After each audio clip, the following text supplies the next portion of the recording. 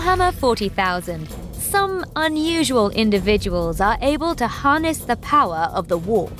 These rare and dangerous characters are called Psykers. In your psychic phase, your Psyker units can attempt to manifest psychic powers.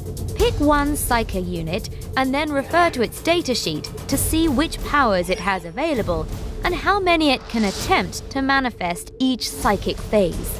All Psykers know the psychic power Smite, but many will know more. You can choose to use as many psychic powers as the unit's datasheet allows, but you don't have to use any if you don't want to. Each psychic power has a warp charge value. The higher this value, the harder it is to manifest, and the more powerful it will be. Smite's warp charge value is 5. With your Psyker and power chosen, make a psychic test to manifest the power.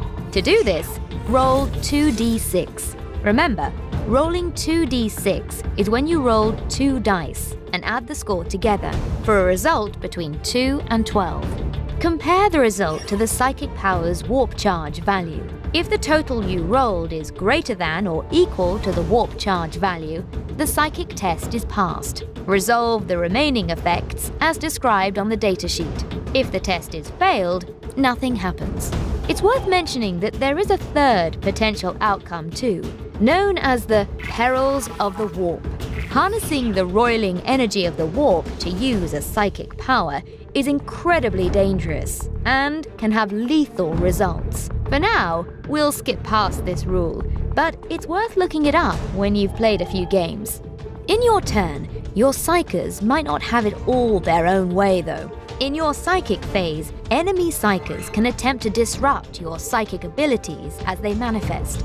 If an enemy Psyker is within 24 inches of your selected Psyker unit, they may attempt a Deny the Witch test by rolling 2d6. If the total is greater than the result of your psychic test, your power is denied and has no effect.